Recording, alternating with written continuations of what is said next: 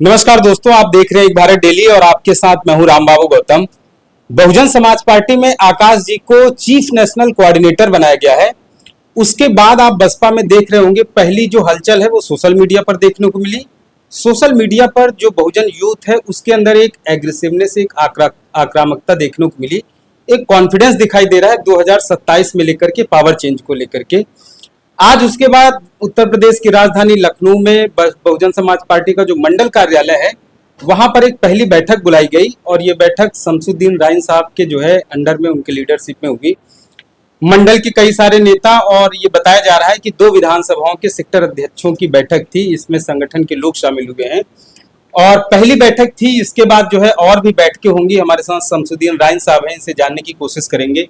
Sir, एक भारत पर स्वागत है। और क्या था आज की बैठक में? देखिए, सबसे पहले बहुजन समाज पार्टी की राष्ट्रीय अध्यक्ष हमारी नेता माननीय बहन कुमारी मायावती जी के आदेश अनुसार जिस तरीके से बूथों को लेकर, जो कि 2027 की चुनाव की तैयारी को लेकर और उसके पहले जिला पंचायत के चुनाव आ रहे हैं, तो संगठन को रिव्यू को लेकर कि जो निष्क्रिय हैं उनको रिव्यू कर दी जाए, जो सक्रिय है उनको रिव्यू कर जाए, जो निष्क्रिय है उनको हटा दिया जाए। तो आज संगठन की हम लोग अभी सेक्टर अध्यक्ष व सेक्टर महासचिव की समीक्षा कर रहे थे। लेकिन अच्छी बात यह है, आज संगठन में हमारे सभी लोगों ने 90% 95% अपनी हाजिरी को दर्ज कराकर ये एहसास करा दिया कि बहुजन समाज पार्टी को, जो लोग कहते थे कि बहुजन समाज पार्टी कहीं नहीं है, लेकिन आज हमारे संगठन के साथियों ने ये एहसास करा दिया कि बहुजन समाज पार्टी 2027 में सरकार बनाएगी और 5वीं बार बहन कुमारी मायावती जी को मुख्यमंत्री बनाएगी। अच्छा, दूसरा भी एक चीज ये है कि अभी मैं यहाँ पर, मैंने जितने लोगों से बात की, अभी मैं 2-3 लोगों के और इंटरव्यू कर चुका हूँ, उसमें 10-12 लोगों के बयान थे। जितने लोग थे, जैसे अभी आपने बोला, लास्ट में उनका भी कंक्लूजन यही था कि 2027 में सरकार बनेगी।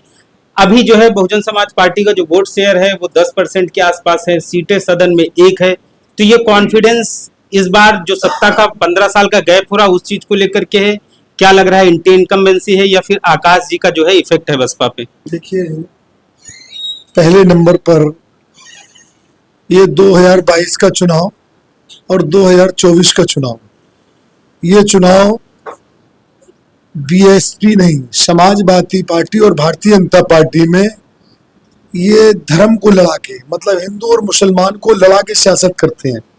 समाजवादी पार्टी हिंदू और मुसलमान की बात करती है, भारतीय जनता पार्टी हिंदुत्व की बात करती है, समाजवादी पार्टी मुस्लिम की बात करती है।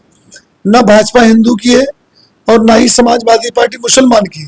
ये केवल नूरा कुश्ती करते हैं, ये लड़ा के सियासत करते हैं। सपा और भाजपा और बहुजन समाज पार्टी की नेता बहन कुमारी मायावती जी सर्व समाज को मिला के, भागीदारी दे के सबको भागीदारी देना चाहती हैं।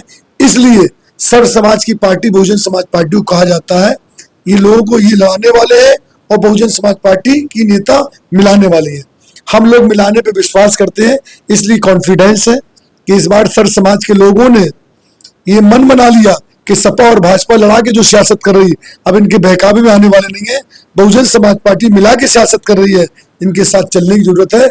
जिस तरीके से 2007 से 12 के बीच में बहन जी ने अपनी सरकार चलाई, यहाँ तक सर्व समाज को सम्मान दिया, और यहाँ इतना ही नहीं, बहन और बेटी की इज्जत और आबरू सुरक्षित रही, विकास रहा, रोजगार रहा, नौजवानों को बैकलॉग पूरा किया। इससे बड़ी उपलब्धि शायद देश के किसी मुख्यमंत्री ने गिरी। 12-13 लाख नौकरी अपने कार्यकाल में बहन जी ने दी है, तो पूरा बैकलॉग पूरा कर दिया, बैकवर्ड का और शेड्यूल कास्ट का। तो ये देखने वाली बात नहीं है, ये आपको समझने वाली और सोचने वाली, और सरकारों को ये सोचने वाली बात है कि बहन जी ने क्या काम किया। लाइन ऑर्डर एक ऐसा था कि लाइन ऑर्डर इतना अच्छा मेंटेन था कि कोई भी अपराधियों की जगह जेलों में थी, और अधिकारी भी अपने आप को ये समझते थे कि हमें काम करना है। जो अधिकारी काम करना चाहता था वही रहता था। तो अधिकारी हो चाहे अपराधी हो, जिसकी जहां स्थान था वो अपनी स्थानों पर रहता था, इसीलिए लाइन ऑर्डर मेंटेन रहता था। आज आप देख लीजिए जिस तरीके से कहीं लाइन ऑर्डर मेंटेन नहीं है, किस तरह की घटनाएं डेली बढ़ती चली जा रही हैं, आप देखिए। और ये मुद्दों से भटका रहे हैं, भाजपा मुद्दों से भटका रही है, विकास की बात करती नहीं है, रोजगार की बात करती नहीं है, किसान की बात करती नहीं है, नौजवान की बात करती नहीं, सारी एजेंसी, जितनी भी एजेंसियां हैं, जो संस्थाएं हैं, सारी प्राइवेट सेक्टर में बांटने काम कर रही हैं। आज नहीं, ये संविधान पे चोट भरने काम कर रहे हैं, ये नौजवानों की जो अधिकार है उसको छीनने काम कर रहे हैं। अच्छा, ये आपने जितनी भी चीजें, जितनी भी बातें बताई हैं, तो विपक्ष के कई सारे नेता है यही सब बोलते हैं कि इतनी सारी समस्याएं हैं और बहुजन समाज पार्टी है, संगठन की बैठकें तो बहुत होती हैं, लेकिन बसपा सड़कों पर नहीं उतरती है। तो इस चीज को आप कैसे काउंटर करेंगे? बात कही है, आपको मालूम होना चाहिए, इस बार चुनाव हिंदू और मुसलमान में रहा 2022 का, तब हमारे पास 13.5% वोट रह गया था।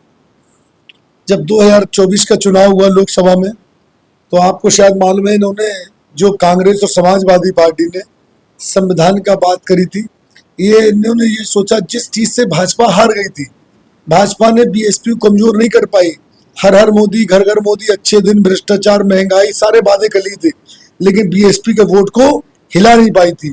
तब इन लोगों ने, कांग्रेस और सपा ने सोचा कि इनका जो बेस वोट है पार्टी का, इनकी आस्था पे चोट मारो। आस्था माने बाबा साहब का संविधान, ये बाबा साहब को मानते हैं संविधान पे। तो इस बार संविधान का धोखा देकर हमारे नौजवानों को, हमारे और सब लोगों को बहकाने, जो पिछड़े और दलितों को बहकाने काम किया, उसकी वजह से वोट इनको इतना मिल गया। अब इस बार में आपको वही पढ़े लिखे लोग जो गुमराह हो गए थे, आज वही पढ़े लिखे लोग पछता रहे हैं कि हमने इन लोगों को वोट देके, अगर उतना वोट बीएसपी को देते तो शायद भाजपा भी खत्म हो जाती, कभी इनकी ताकत इतनी बढ़ नहीं पाती। अच्छा, दूसरा एक चीज ये है कि जैसे आपने बताया कि पढ़े लिखे लोग जो है वो गुमराह हो गए हैं। पश्चिमी उत्तर प्रदेश और पूर्वांचल बहुजन समाज पार्टी के दो गढ़ कहे जाते हैं।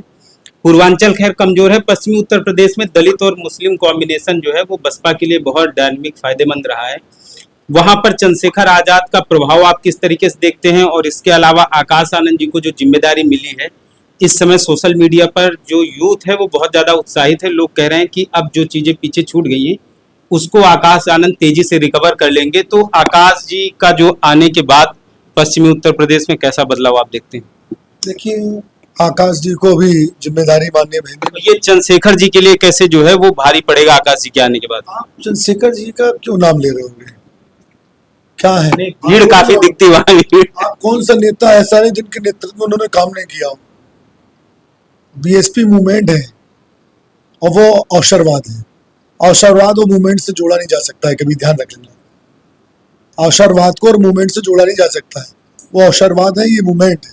बहन जी मूवमेंट चला रही है, तो मूवमेंट से और की गिनती तुलना नहीं करो तो अच्छी बात है हमारे हिसाब से। इसलिए मैं जो आपको बता रहा हूँ, आज आप मेरी बात को नोट कर लीजिए। आने वाले समय आकाश जी को बहन जी ने मौका दिया है। गलतियां सबसे होती हैं, हम लोगों से भी गलतियां होती हैं। बहन जी हैं, घर में परिवार का मुखिया होता है, कोई गलती करता तो कभी दंडित भी करती हैं, माफ भी करती हैं। अब आकाश जी का क्रेज बढ़ेगा, नौजवानों में भी पुकार थी। आज हर इंसान, हर धर्म, हर जाति के लोग बहन जी की नज़र से देखते हैं, तो आज उनको निकलने का मौका मिलेगा। ये जिनका आप नाम ले रहे हैं, मैं तो नाम भी लेना नहीं चाहता हूँ, उनको भी तो छोड़ो। आज बहन जी मैं ज़्यादा तो नहीं कहता हूँ, इस किसी जिले में छोड़ो, एक कमिश्नरी बहन जी निकल जाएंगी तो जो तूफान होता ना, तूफान, अगर बहन जी एक कमिश्नरी में निकल जाए, तूफान खड़ा हो जाएगा। सारे नेता, सदियों जब से आज़ादी से बाद ना आज तक पैदा ऐसा लीडर कोई हुआ है ना होगा। बहन जी को देखने के लिए और सोचने के लिए जनता कहती है कि अगर कोई इस देश को चला सकता है और प्रदेश को चलाया है तो केवल बहन कुमारी मायावती जी ने चलाया है। उनकी नज़र भर के देखना, आज उनका सैलाब है। ये तो रोडों पे निकलते हैं, बहन जी अगर संदेश दे दे तो इनका जन सैलाब निकल कर आ जाएगा। गांव खलिहानों से निकल के रोडों पे आ जाएंगे बहन जी को देखने और बहन जी को सुनने के लिए। इसलिए बहन जी का जादू इतना बड़ा जादू है, आज तक उसको कोई फेल नहीं कर पाया। और मैं आपको बता दूं, ये बोर्ड जो हमारा था, इन लोगों ने, भाजपा ने तोड़ने की कोशिश करी, सपा और कांग्रेस ने सारे तोड़ने, फिर भी 10% वोट हमारा चट्टान के तरीके खड़ा रहा। कौन? कि वो उसने सोचा चाहे मेरा वोट बर्बाद जाए, हम तो अपनी नेता को वोट देंगे। और जो बेचारा बहक गया था वो पछता रहेगा। तो 10 और 10 20 और 10 30 और 30 के 45% इतनी जल्दी होगा जितना आपने सोचा नहीं होगा। अच्छा, अभी ये आखिरी सवाल एक और है कि अभी एक खबर आई है मीडिया में कि आकाश आनंद जी 6 महीने में पूरी बसपा को बदल देंगे और कई सारे नए नेताओं को जिम्मेदारियां दी जा रही और इसके अलावा संगठन को जो है वो विस्तार किया जा रहा है। आप जो है बहुजन समाज पार्टी में संगठन में शीर्ष में रहते हैं, तो ऐसी क्या चीजें चल रही, कौन से नए लोगों को पार्टी में जो है जिम्मेदारियां दी जाने वाली हैं आने वाले समय में, और पुरानी किन नेताओं को वापसी को लाने के लिए कोई अभियान चलने वाला है? देखिए, आकाश जी को माननीय बहन जी ने जिम्मेदारी दी है। स्वाभाविक होता है, जब आदमी काम करता है तो लोगों का रुझान बढ़ता है। काम करेंगे, हम सबके बीच में आने का उनको मौका मिलेगा और भी पूरे देश में वो जाने का मौका मिलेगा उनको। उत्तर प्रदेश में तो जो बहन जी के आदेश हैं, उत्तर प्रदेश में माननीय बहन जी के साथ वो स्वयं आएंगे। बाकी अदर स्टेटों में तो वो नेशनल कोऑर्डिनेटर हैं, तो वो सभी जगह जाएंगे और चीफ नेशनल कोऑर्डिनेटर हैं। तो स्वाभाविक था कि आज वो काम करेंगे। आज सब लोग बहन जी काम करती हैं, तो बहुजन समाज पार्टी में हर आदमी आस्था रखता है, तो उनके बढ़ने से कहीं ना कहीं फ़ायदा तो होगा। उनको जिम्मेदारी मिली है तो कुछ ना कुछ तो फ़ायदा होगा, ऐसा थोड़ी ना कि नहीं होगा, फ़ायदा होगा, आगे बढ़ेंगे हम लोग। ठीक। तो ये शमसीद्दीन राइन साहब थे और कॉन्फिडेंस है कि 2027 में तस्वीर बदलेगी, चीजें बदलेंगी, उत्तर प्रदेश में पावर सेंटर भी बदलेगा। तो फिलहाल जो है बसपा को उम्मीद है कि जो वोट शेयर कम हुआ है वो धीरे धीरे बढ़ेगा। 2027 में कोई करिश्मा जरूर होगा।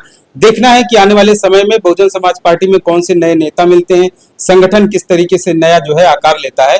एक बार डेली चैनल को अगर आप पहली बार देख रहे हैं, आपसे गुजारिश है सब्सक्राइब और शेयर जरूर करें। धन्यवाद।